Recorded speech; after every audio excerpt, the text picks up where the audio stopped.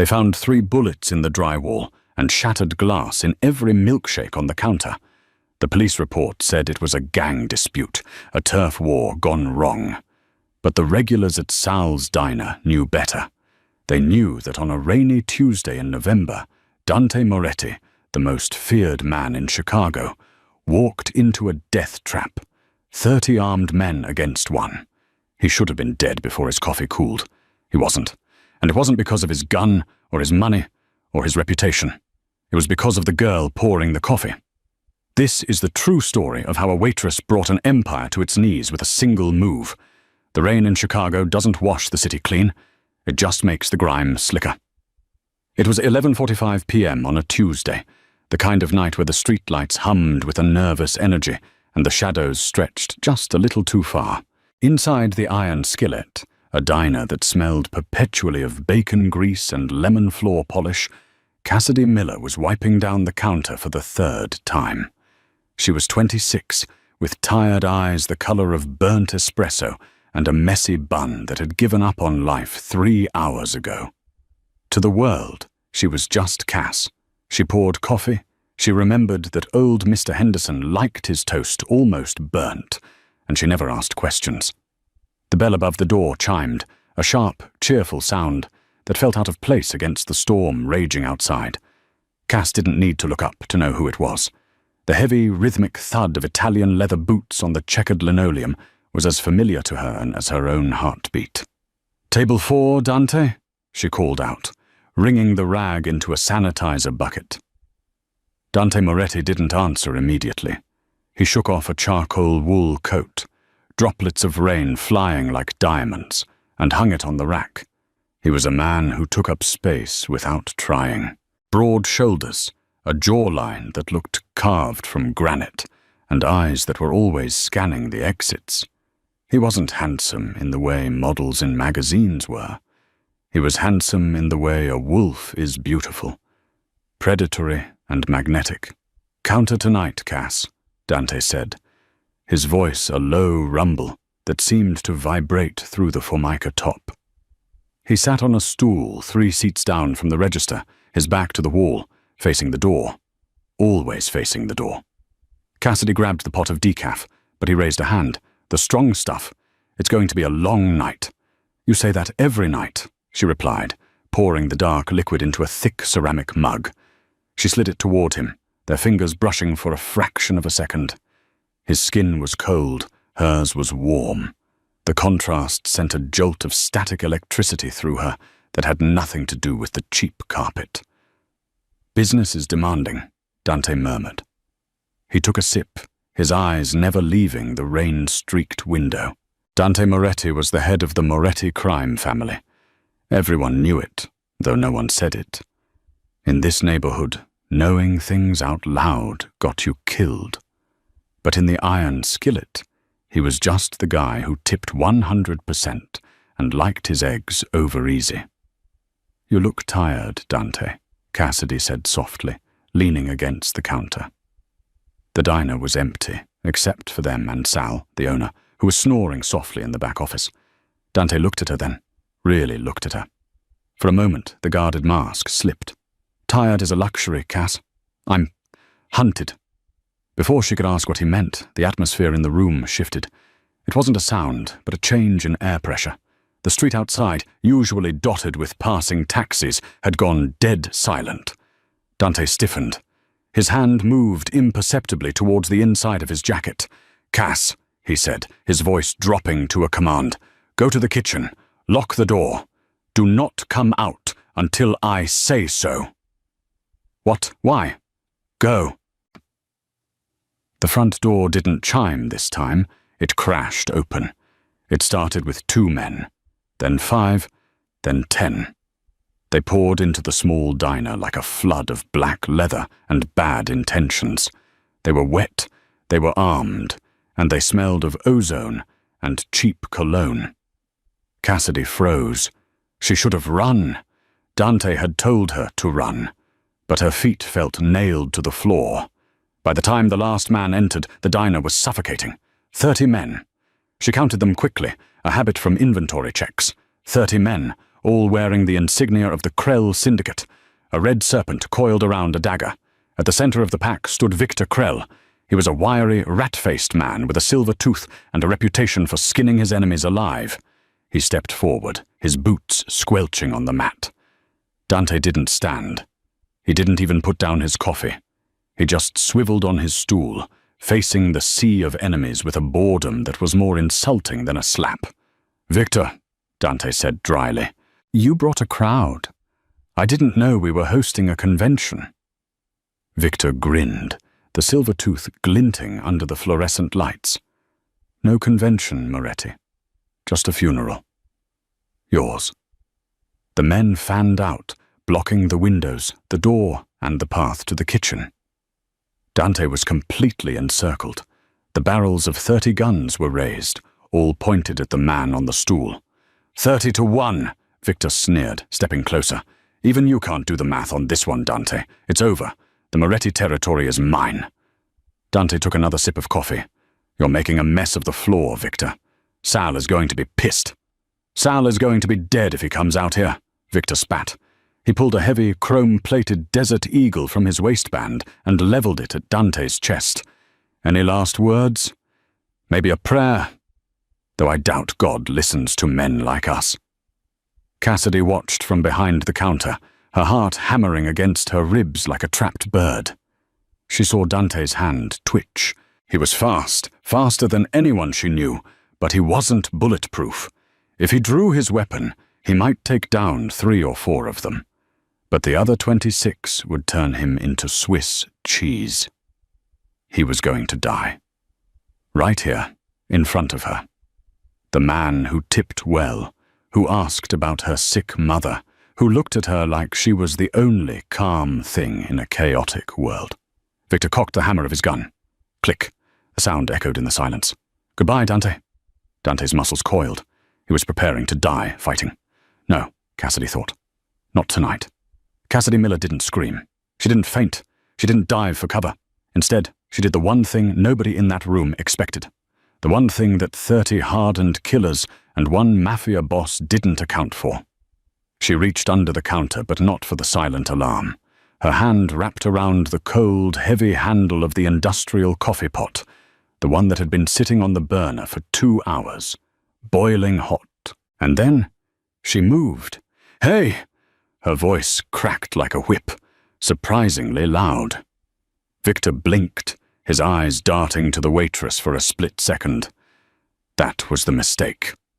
Cassidy slammed the glass pot onto the counter with enough force to crack the carafe, sending a geyser of scalding, boiling brown liquid arcing through the air. It wasn't aimed at Victor. It was aimed at the breaker box on the wall behind him. The liquid hit the exposed fuses, which Sal had been meaning to fix for 6 months, with a sizzling hiss. Zzz-pop! Sparks showered down like fireworks. A loud boom shook the walls, and instantly the diner plunged into absolute, pitch-black darkness. "What the?" Victor screamed. "My eyes! I can't see!" Someone yelled.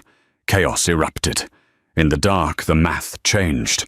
It was no longer 30 to 1. It was 30 blind men against 1 wolf who could see in the dark. And the waitress who knew every inch of that room. "Get down!" Cassidy's whisper was right beside Dante's ear before he even realized she had moved. She grabbed his wrist, her grip surprisingly strong. "Cass? Floor! Now!" She dragged the Mafia boss down behind the thick, bulletproof granite of the service counter, just as the first spray of machine gun fire tore through the air where his head had been a second ago. Glass shattered, ketchup bottles exploded. The diner turned into a war zone, but they were safe, for now. Dante looked at her in the dim light of the street lamps filtering through the smoke. He looked shocked. "You cut the lights." "I leveled the playing field," she whispered, pulling a hidden shotgun, Sal's insurance policy, from beneath the register. She racked the slide. Chick-chick. She looked at Dante, her eyes no longer tired, but blazing with a cold, terrifying focus. "Now," Cassidy said, handing him the shotgun, "are we going to kill these bastards, or are you just going to drink coffee all night?" The darkness inside the iron skillet wasn't empty. It was heavy, filled with the panicked breathing of 30 men who realized too late that they were locked in a cage with a predator. "Hold your fire! You'll hit our own guys!" Victor Krell screamed from somewhere near the door. Too late. Dante Moretti didn't hesitate. He knew the layout of the diner from years of patronage, but he knew the rhythm of violence from a lifetime of sin. He rolled out from behind the counter, staying low, the shotgun Cassidy had handed him tucked tight against his shoulder. Boom! The muzzle flash lit up the room like a strobe light for a split second, revealing a chaotic tableau of confused hitmen. The buckshot tore through the front line, sending 2 men crashing into a table of condiments. "Over there! Behind the counter!" someone yelled. A dozen submachine guns opened up, shredding the Formica counter into confetti. But Dante was already moving. He wasn't where they thought he was. And neither was Cassidy. While Dante drew their fire, Cassidy had slipped into the kitchen. To the Krell soldiers, she was just a civilian casualty, a frightened waitress hiding under a table. They ignored the kitchen swing door. That was their second mistake. Cassidy moved through the kitchen with a fluidity that shouldn't have belonged to a woman who spent her days pouring coffee. She didn't fumble in the dark. She grabbed a boning knife from the magnetic strip on the wall and a heavy cast-iron skillet from the drying rack. She kicked the swing door open. A Krell soldier, a brute named Kincaid, was flanking the counter, his weapon raised, hunting for Dante. He never heard her coming. Cassidy didn't scream. She stepped in close, inside the arc of his weapon, and slammed the edge of the cast-iron skillet into his temple. The sound was sickening. A wet crack that dropped him instantly. Before his body hit the floor, she caught his falling MP5 submachine gun with her left hand, discarding the skillet. "Dante! 3 at your 9 o'clock!" she shouted, her voice cutting through the gunfire. Dante spun, trusting the voice instinctively. He fired the shotgun blindly to his left. A scream confirmed she was right. "How do you know that?" Dante growled, discarding the empty shotgun and drawing his own custom 1911 from his shoulder holster. "I can hear their boots on the glass," she replied, sliding across the floor to take cover behind a red vinyl booth. She checked the mag on the stolen MP5. "Standard issue, no suppressor. These guys are amateurs, Victor." Victor Krell, crouching behind the overturned jukebox, heard her. "The waitress? You're letting a waitress pin you down? Kill her! Kill them both!" The firefight that followed was brutal and short. The flashing lights of the gunfire created a disorienting staccato effect. Dante was a hammer, brutal, efficient, taking shots that dropped men instantly. But Cassidy was a scalpel. She didn't spray bullets. She fired in controlled double-tap bursts. Pop, pop, pop, pop. She used the environment. She shot the chains holding the heavy specials chalkboard, dropping it onto a gunman's head. She slid a napkin dispenser across the floor to draw fire, then flanked the shooter when he turned. Within 3 minutes, the odds had shifted. It wasn't 30-1 anymore. It was 5-2. The floor was slick with grease, blood, and spilled milkshakes. Victor realized the tide had turned. The rat-faced man wasn't brave. He was a survivor. "Pull back!" Victor screamed, scrambling toward the shattered front window. "Regroup outside!" "He's running," Cassidy said, raising her weapon. "Let him go," Dante ordered, his chest heaving as he reloaded. "If we chase him, the cops will be here before we finish. We need to leave. Now." Cassidy lowered the gun. Her hands were shaking now, the adrenaline beginning to curdle into shock. She looked around the diner. Her life, her quiet, boring, safe life, was destroyed. There were bodies on the tables she had just wiped down. Dante stepped over the debris, walking toward her. In the flickering light of a neon sign that had short-circuited outside, he looked like a demon rising from hell. His coat was ruined, stained with plaster dust and blood, but his eyes were fixed on her with an intensity that burned. He reached out, not to take the gun, but to grab her arm. His grip was iron. "Who are you?" he demanded, his voice low and dangerous. "Waitresses don't know how to clear a jam on an MP5. Waitresses don't flank enemies." Cassidy looked up at him. The smell of cordite was thick between them. "I'm the girl who just saved your life, Dante. Isn't that enough?" "No," he said. "It's not." Sirens wailed in the distance. The Chicago PD was coming. "My car is out back," Dante said, pulling her towards the kitchen exit. "You can't stay here. Krell knows your face now. You stay. You're dead." Cassidy hesitated for a second, looking at her apron, stained with the night's violence. She untied it, letting it drop to the floor. "Drive fast," she said. The drive was silent. Dante drove a matte black Audi RS7, weaving through the Chicago streets with a precision that bordered on reckless. He didn't head towards the Moretti estate in Lake Forest. That would be the first place Krell would look, and the first place the cops would raid. Instead, he drove towards the industrial district, pulling into the underground garage of a converted textile factory on the river. The safe house was a penthouse loft, all exposed brick, steel beams, and floor-to-ceiling glass overlooking the dark, churning water of the Chicago River. It was cold, sterile, and clearly designed for a man who didn't expect guests. Dante killed the engine. The silence that followed was louder than the gunfire. "Get out," he said. Cassidy climbed out. Her legs felt like jelly. The adrenaline crash was hitting her hard. She followed him into the private elevator. He keyed in a code, and the doors slid shut. Inside the loft, Dante threw his keys on a glass table and immediately went to a wet bar. He poured 2 fingers of amber whiskey and downed it in one swallow. Then he poured another and slid it across the counter toward her. "Drink," he commanded. "You're going to need it." Cassidy took the glass. Her hands were trembling so much the ice clinked against the sides. She took a sip. It burned, grounding her. Dante took off his ruined coat and tossed it onto a leather chair. Underneath, his white dress shirt was soaked in blood on the left sleeve. "You're hit," Cassidy said, her voice small. Dante glanced at his arm. "Graze. A ricochet. I've had worse shaving." He walked toward her, invading her personal space until she backed up against the cold glass of the window. The city lights twinkled behind her, indifferent to the violence. "Stop shaking," Dante said, his voice softer now, but still commanding. He placed a hand on the wall beside her head, boxing her in. "I need the truth, Cass, and I need it right now. I don't believe in coincidences. A waitress at my favorite spot just happens to have combat training. Who sent you? Was it the feds? Or are you working for another family?" Cassidy looked him in the eye. This was the moment. She could lie, but Dante Moretti made a living, smelling lies. "I'm not a Fed, and I'm not Mafia," she said. "My name isn't Cassidy Miller." Dante's eyes narrowed. "Go on." "My name is Sarah Jenkins. 10 years ago, my father was a logistics contractor for the military.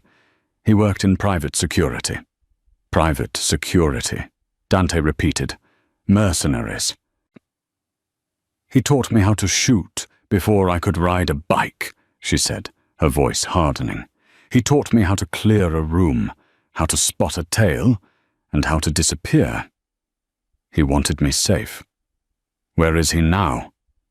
"Dead," she said flatly. "He took a job he shouldn't have. He saw something he shouldn't have. They came for him in the night. I was 16. I hid in the crawl space while they finished him." Dante studied her face, searching for a crack in the story. He saw the pain there, raw and old. It was the same pain he saw in the mirror every morning. "So you ran," he concluded. "I've been running for 10 years, she whispered. "Changing names, changing cities. I thought Chicago was big enough to get lost in. I thought being a waitress was invisible enough." "It was," Dante said, leaning closer, his face inches from hers. "Until tonight." He reached out and touched a smudge of grease on her cheek. His thumb brushed her skin, rough and calloused. "You fought well, Sarah. You have good instincts." "Cass," she corrected him. "Call me Cass." "Sarah is dead." "Cass," he tested the name. "You realized something back there, when we were behind the counter. You looked at me. Cassidy nodded. She took another sip of whiskey. The ambush, it wasn't just a hit. They knew exactly where you were sitting. They knew you didn't have your usual security detail. They knew the back door was welded shut because Sal lost the key last week. Dante stiffened. What are you saying? I'm saying Victor Krell didn't just get lucky, Cassidy said, her mind working sharply now, Sal. He had inside information. Someone told him you'd be there, alone, at that specific time. Dante turned away, pacing the room. Only 3 people knew I was coming to the Iron Skillet tonight. My driver, my consigliere, and my brother. Your driver is dead, Cassidy said. I saw his car outside. They slit his throat before they came in. That leaves Silas and Leo, Dante muttered. My brother Leo is in London closing a deal. And Silas, Cassidy interrupted. Is he the one with the limp? The older man who sometimes comes in with you on Thursdays? Yes. Silas has been with my father since before I was born. He raised me. Last Thursday, Cassidy said, her memory flashing back. Silas came in to pick up a takeout order for you. He was on the phone. He thought I was in the back, but I was refilling the sugar packets near the door. He was speaking Russian. Dante stopped pacing. The air in the room dropped 10 degrees. Silas doesn't speak Russian. He does, Cassidy insisted. He said 2 words, clearly. Zatra, polnoche. Dante's face went pale, then dark with a rage that was terrifying to behold. Tomorrow. Midnight. The Krell Syndicate has been using Russian mercenaries for heavy lifting, Cassidy said. If Silas was talking to them... Dante smashed his whiskey glass against the wall. The crystal shattered into 1,000 jagged diamonds. He sold me, Dante snarled. The man who taught me to tie my shoes sold me to Victor Krell. He turned to Cassidy. The Predator was back. You're in this now, Cass. You saved my life, and you gave me the name of the traitor. That makes you a target for Krell and a liability for Silas. I know, she said. So what happens now? Dante walked back to her. He reached into his pocket and pulled out a burner phone. He tossed it to her. Now, Dante said, we stop running. You want to stay alive, you stick with me. But you're not a waitress anymore. Tonight, Senab, you're the only person in this city I can trust. He grabbed a medical kit from under the sink and sat on the leather sofa, wincing as he moved his arm. He ripped the sleeve of his shirt open, revealing the bloody gash. Stitch me up, Cass, he said, handing her a needle and thread. Then we're going to pay Silas a visit. Oh. Cassidy looked at the needle, then at the man, the Mafia king of Chicago, who was entrusting his flesh to her hands. She set her jaw. She had spent 10 years hiding. Tonight, she was done hiding. She sat beside him, the mattress dipping under her weight, and threaded the needle. Don't scream, she said. Dante smirked. A dangerous, crooked thing. I never scream.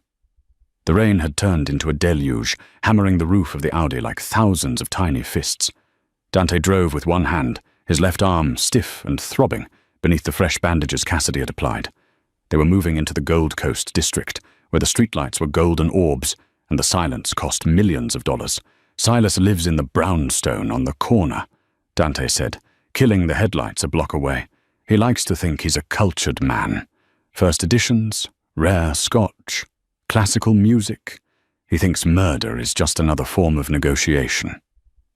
Cassidy checked the magazine of her stolen MP5. Does he have security?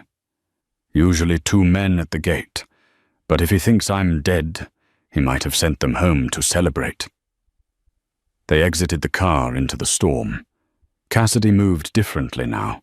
In the diner, she had been reactive, desperate. Here, in the shadows of the elite, she was a ghost.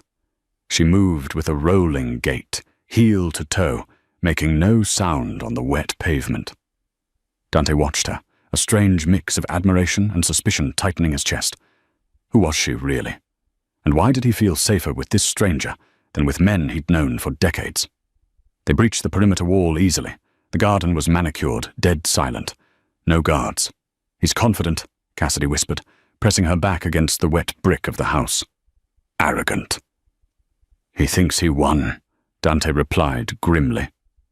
Dante picked the lock on the service entrance, a skill he hadn't used since he was a teenager stealing his father's liquor. They slipped into the kitchen. It smelled of expensive coffee and old paper. They moved through the house, the floorboards groaning softly under the storm's noise. In the study, a fire was crackling. Silas was there. The old man sat in a winged leather armchair, a glass of brandy in one hand, a phone in the other. He looked like a grandfather, with thinning white hair and a cardigan. He was smiling at something being said on the other end of the line. "Yes, Victor, it's done.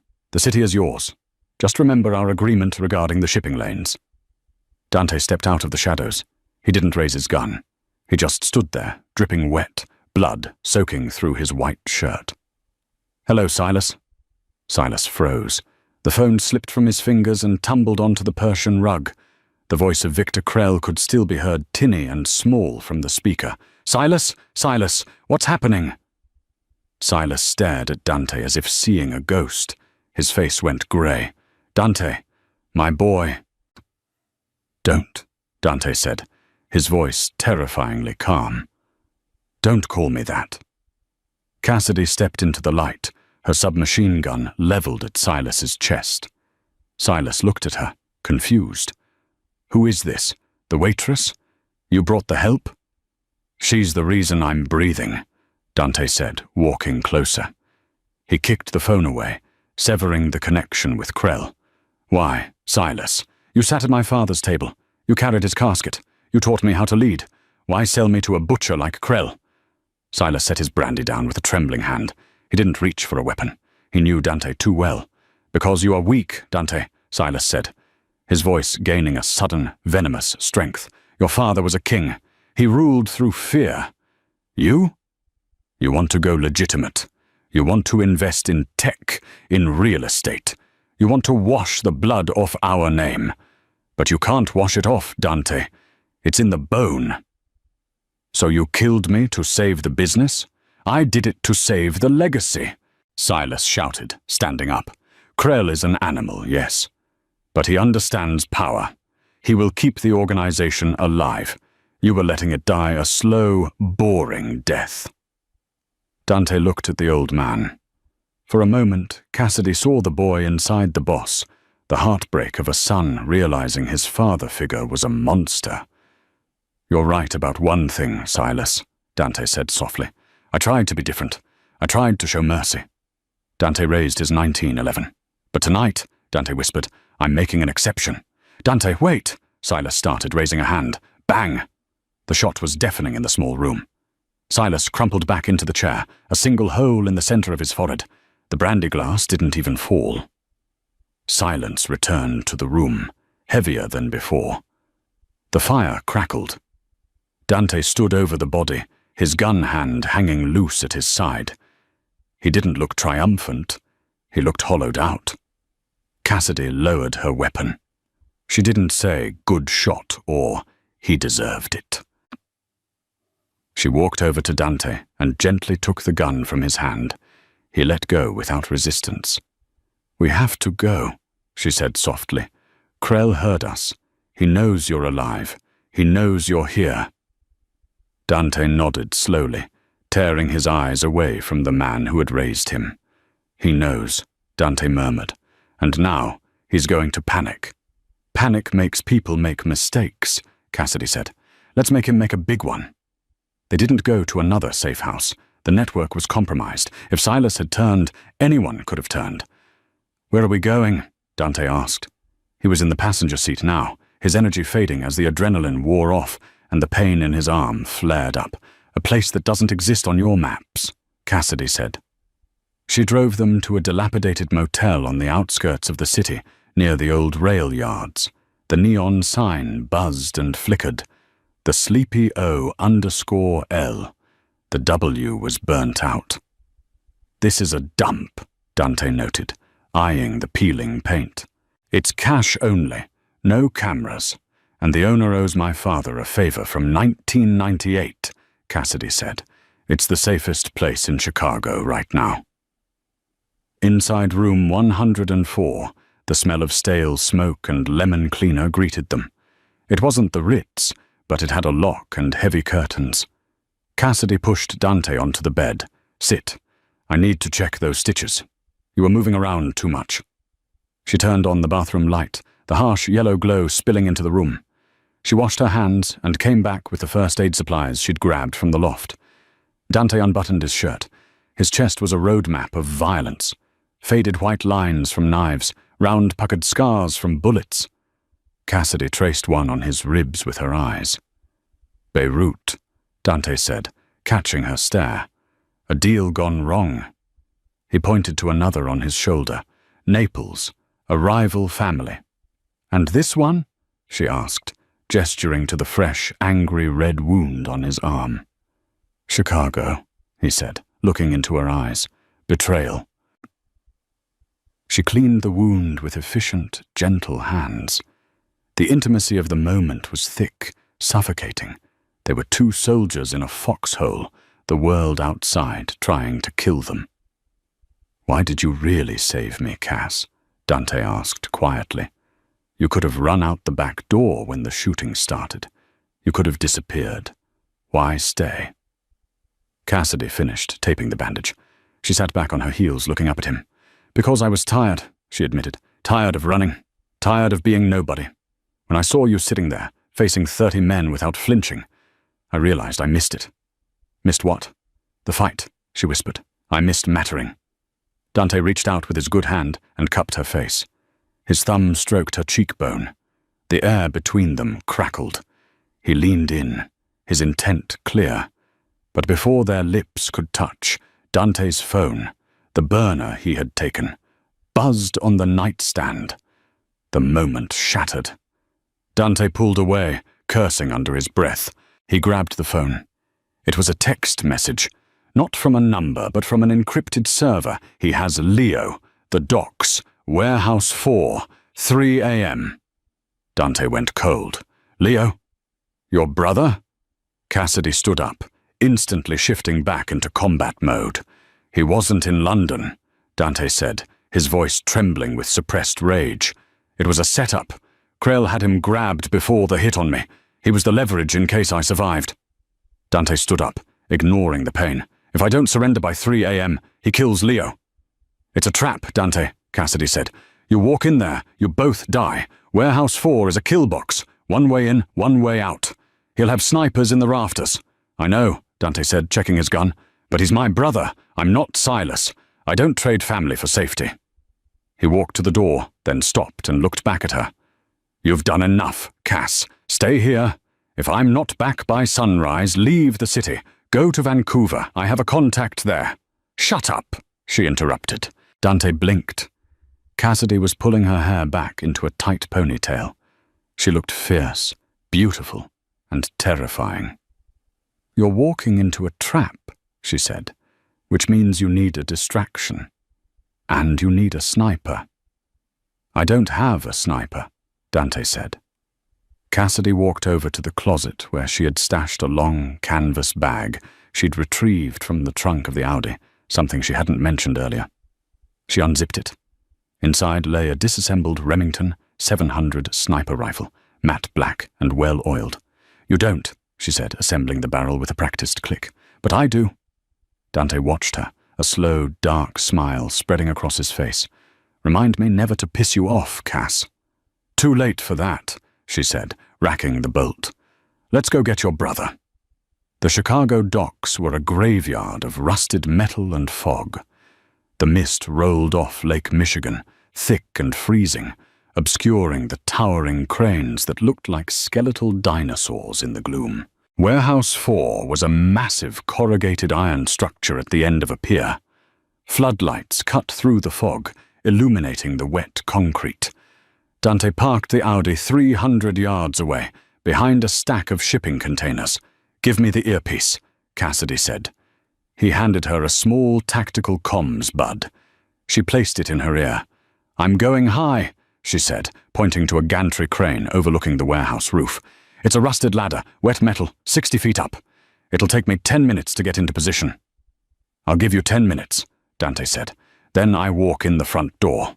"Dante," she grabbed his arm, "don't die before I can shoot them." "I'll try my best." She vanished into the fog. Dante watched her go, feeling a strange tightening in his chest. He checked his watch. 2:48 a.m. He waited. The rain drummed on the roof of the car. He thought about Silas. He thought about Leo. He thought about the waitress who tasted like cheap coffee and danger. 2:58 a.m. Dante stepped out of the car. He walked into the light, his hands raised, showing he was unarmed. The heavy steel doors of the warehouse rolled open with a screech of grinding metal. Inside, the space was cavernous. In the center, under a single hanging light bulb, sat a chair. Tied to it was Leo Moretti. His face was beaten, one eye swollen shut. But he was alive. Surrounding him were 40 men. Krell wasn't taking chances this time. Victor Krell stood behind Leo, a gun pressed to the back of the younger man's head. Victor looked manic, sweating, his eyes darting around the shadows. "Alone!" Victor screamed. "I told you to come alone!" "I'm alone, Victor," Dante's voice echoed in the vast space. He kept walking, his footsteps steady. "Just me and you, let the boy go." "Stop!" Victor yelled. "Right there, check him!" 2 goons patted Dante down, taking his 1911 and a knife. They shoved him forward. "You're hard to kill, Moretti," Victor sneered. "Like a cockroach." "And you're loud, Victor." "Like a chihuahua," Dante replied. Victor pistol-whipped Leo. Leo groaned, spitting blood. "Don't touch him." Dante's voice dropped an octave. "I'll do whatever I want," Victor shrieked. "I won. I took your territory. I took your consigliere. And now I'm taking your life. You have nothing left, Dante.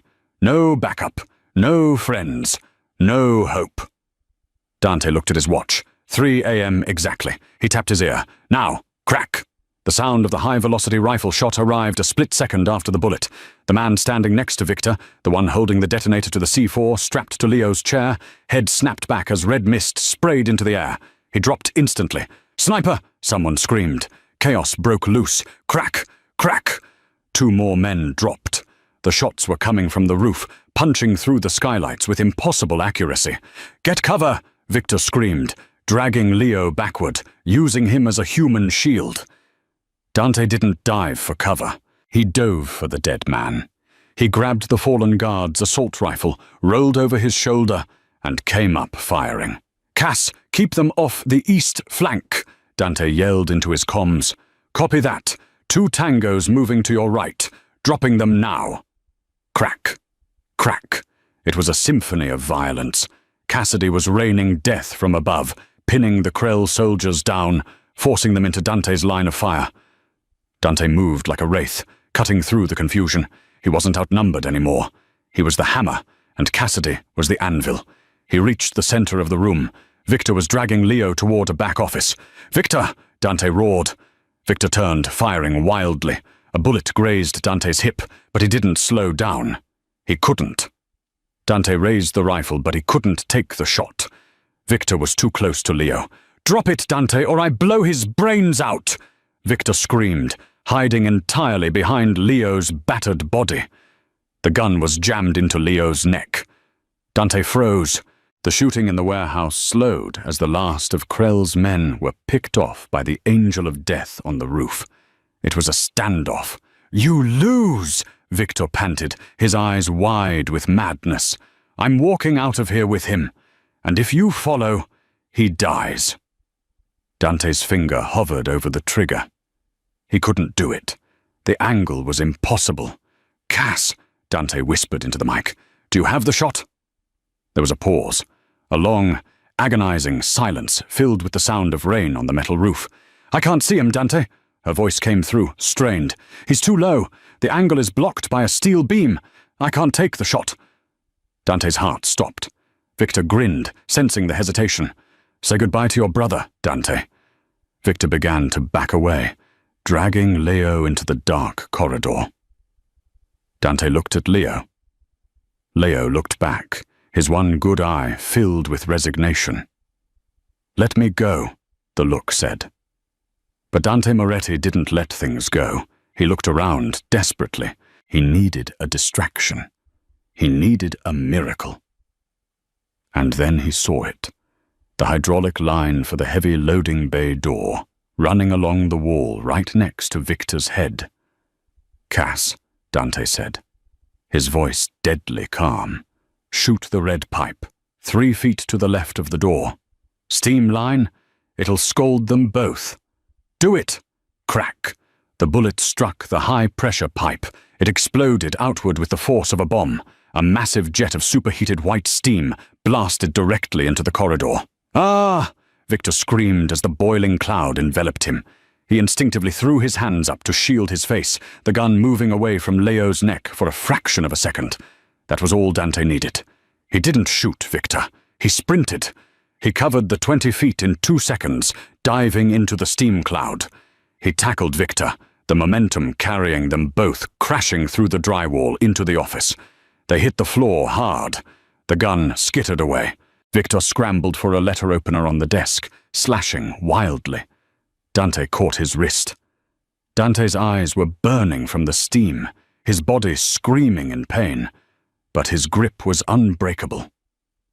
"For Silas," Dante grunted, smashing Victor's wrist against the floor until the bone snapped. Victor howled, "For my brother!" Dante punched him, the sound like a wet sandbag hitting concrete. "And for the waitress." Dante wrapped his hands around Victor's throat. The hiss of the ruptured steam pipe slowly died down, replaced by the rhythmic drumming of rain on the corrugated metal roof. The warehouse, which had been a cacophony of gunfire and screaming only moments ago, now settled into a heavy, suffocating silence. The cloud of white vapor began to lift, revealing the devastation of the back office. The drywall was shattered, the desk overturned, and the floor slick with condensation and blood. Victor Krell lay still amidst the wreckage, the man who had terrorized the city, who had skinned his enemies and broken the codes of the underworld, looked small in death. His reign of terror hadn't ended with a grand cinematic speech, but with the brutal, efficient violence of a brother's rage and a waitress's bullet. Dante Moretti pulled himself up from the floor, his breath coming in ragged, painful gasps. His tuxedo shirt was shredded, stained with grime and blood, and his knuckles were raw and split. A graze on his hip burned like a brand, but the physical pain felt distant, muffled by the sheer weight of exhaustion. He stared at the body of his enemy for a long moment, not with triumph, but with the cold finality of a debt paid in full. He turned away, limping back out onto the main warehouse floor. Leo was still bound to the chair in the center of the room, his head slumped forward. Dante moved as fast as his battered body would allow, pulling a serrated tactical knife from his boot. He knelt beside his brother, sawing through the thick zip ties that dug into Leo's wrists. "Leo," Dante rasped, his voice cracking. Leo flinched, then lifted his head. His face was a mask of bruises, one eye swollen shut, his lips split. But the other eye, the Moretti eye, was clear. He looked at Dante, then past him to the silent office. "You look terrible, brother," Leo croaked, managing a weak, bloody grin that exposed red-stained teeth. "You should see the other guy. Oh, wait. You just killed him." Dante gripped Leo's shoulder, his fingers digging into the muscle, reassuring himself that this was real, that he hadn't failed. "I thought I lost you. When Silas turned, I thought that was it." "You almost did," Leo whispered, the bravado slipping away to reveal the trauma beneath. He looked up toward the high, dark rafters of the warehouse, where the mist still swirled. "Who was the shooter, Dante? That wasn't one of ours. We don't have anyone who can make shots like that in zero visibility. That was military-grade work." Dante didn't answer immediately. He stood up, turning toward the massive, rolling steel doors of the loading bay. "She's coming down," was all he said. A minute passed. Then footsteps echoed on the concrete. A figure emerged from the shadows of the loading bay, backlit by the harsh floodlights of the pier. Cassidy walked towards them, the heavy Remington sniper rifle slung over her shoulder like a backpack. She was soaked to the bone, her hair plastered to her face in dark, wet strands. Grease from the crane ladder stained her hands, and rust smeared her cheek. She didn't look like a waitress. She didn't even look like a soldier. She looked like a Valkyrie who had dragged herself through the mud of hell and come out the other side. She stopped 10 feet away. She didn't smile. She didn't cheer. She just looked at Dante, her eyes scanning him clinically for life-threatening injuries, assessing the threat level, calculating the next move. "Is he dead?" she asked, her voice flat, devoid of emotion. "It's done," Dante said, the words heavy with finality. "The Krell Syndicate is finished." Good. The tension that had held her upright seemed to snap. She unslung the rifle and set it down carefully on a wooden crate. Her hands, previously steady as stone, began to shake violently, the adrenaline crash hitting her like a physical blow. She walked over to a forklift and slid down against the cold metal tire until she was sitting on the dirty concrete floor, her head dowsed, resting back against the yellow steel. "I think I need a cigarette," she murmured, closing her eyes. "And I don't even smoke." Dante limped over to her. He didn't offer a hand to help her up. He knew she wouldn't take it. Instead, the King of Chicago lowered himself down next to her. He sat shoulder to shoulder with the woman who had saved his life, ignoring the grime on the floor. "You saved my family tonight, Cass," Dante said quietly, his voice rough with an emotion he rarely let the world see. "There is no amount of money, no favor, no debt I can pay that covers what you did in this building." Cassidy opened her eyes and looked at the ceiling. "You can start by buying me a new apron. I think I left mine at the diner when the shooting started." Dante chuckled, a low rumbling sound that turned into a groan as his ribs protested. "I can do that. I think I can afford an apron." 6 months later. The winter in Chicago had been harsh, burying the city in grey slush. But spring was threatening to break through. The iron skillet had reopened 3 weeks after the shooting. The bullet holes in the walls were patched and painted over, the shattered glass replaced, and the blood scrubbed from the linoleum until it shone. To the casual observer, it was the same greasy spoon it had always been, smelling of bacon grease and lemon polish. But the regulars knew. They whispered over their eggs and toast about the night the devil came to dinner and the angel who sent him back to hell. It was 11:45 p.m. on a Tuesday. The bell above the door chimed, a sharp, cheerful sound. Dante Moretti walked in. He wasn't wearing the heavy charcoal wool coat he used to favor. Tonight, he wore a bespoke tuxedo, the bow tie undone and hanging loose around his neck, the top button of his shirt undone. He looked tired, but it was a different kind of tired. It wasn't the paranoia of a hunted man. It was the fatigue of a builder. For 6 months, he had been rebuilding the empire, purging the rot Silas had left behind, and solidifying his hold on the city. He walked to the corner booth. Table 4. Sal, the owner, hurried over with a pot of fresh coffee, his hands trembling slightly less than they used to. "Mr. Moretti, good to see you. The usual?" "Just coffee, Sal. I'm waiting for someone." Dante sat with his back to the wall, facing the door. Old habits died hard. He checked his watch. 11:50 p.m. The bell chimed again. Every head in the diner turned. The conversation died instantly. The woman who walked in wasn't wearing a polyester waitress uniform with a name tag that said Cass. She was wearing a sleek, midnight blue evening gown that hugged every curve, shimmering under the cheap fluorescent lights. Over it, she wore a camel-colored trench coat that looked like it cost more than the entire diner's yearly revenue. Her hair, once kept in a messy bun, cascaded in polished waves over her shoulders.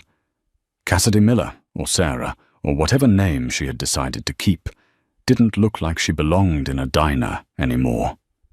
She moved with a predatory grace, her heels clicking rhythmically on the checkerboard floor. It was the sound of authority. She walked straight to the booth and slid into the seat opposite Dante. She placed a small, encrypted tablet on the table between them. "You're late," Dante said, pouring a second mug of coffee and sliding it toward her. "Traffic was murder," she quipped, her lips curving into a smile that didn't quite reach her eyes. "Literally. There was a hit on the north side, remnants of the Krell loyalists trying to make a move. I had the security team reroute us 3 times. Dante smiled. It wasn't the guarded smile of a boss. It was the open admiration of a partner. "How is the security division running?" he asked, taking a sip of the dark brew. "Better than your logistics," she shot back without hesitation. "I fired 3 of your lieutenants this morning. They were skimming off the top of the dock shipments. I replaced them with 2 ex-military contractors I trust and 1 former intelligence officer." "Ruthless," Dante murmured, watching her over the rim of his mug. "Efficient," she corrected, picking up her coffee. She took a sip and grimaced immediately. "God, this stuff is terrible. It tastes like battery acid. Why do we keep coming here, Dante? We own half the restaurants in the city." "Because it reminds us," Dante said, his voice dropping an octave. He reached across the chipped formica table, covering her hand with his. His thumb brushed over the faint, white scar on her knuckle. A souvenir from the night at the warehouse, a permanent reminder of the violence that bound them. Cassidy looked down at their joined hands. The waitress who cleaned tables was gone, buried under layers of silk and steel. In her place was the woman who controlled the Moretti family's entire enforcement network. She went quiet, her expression shifting. The playfulness vanished, replaced by a serious, almost somber intensity. "You know," Cassidy said softly, leaning in closer so only he could hear. "There's one thing I never told you about that night. One detail I left out." Dante went still. "What?" "I didn't just pick up that coffee pot because I wanted to save you," she confessed, her eyes locking onto his. "I didn't step in just because I was tired of running. I did it because Victor Krell was the man who killed my father 10 years ago. I saw his face on the news, but I could never get close enough to strike." She squeezed his hand, her grip surprisingly strong. "When he walked into the diner that night, I knew it was the only chance I would ever get. I knew that if I saved you, you would lead me to him." Dante sat back slightly, processing the words. He studied her face, looking for deception, for malice. He realized the truth instantly. She had played the long game. In the chaos of that night, she had calculated the odds and used the Mafia boss as a weapon to aim at her own enemy. "So," Dante said slowly, his voice unreadable, "you used me. You used the Moretti family, my brother, and my war, all to get your revenge." Cassidy didn't flinch. She didn't apologize. She held his gaze with a defiant fire. "I was outnumbered 30-1, Dante.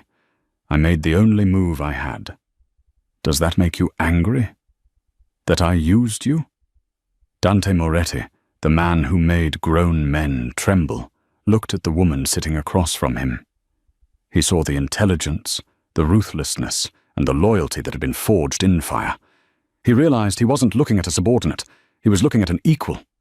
He lifted a hand to his lips and kissed the scarred knuckles, a gesture of absolute devotion. "Angry?" Dante whispered, a dark, dangerous smile spreading across his face. "Cara mia, I've never been more in love." Outside, the rain began to lash against the window, washing the grime off the Chicago streets.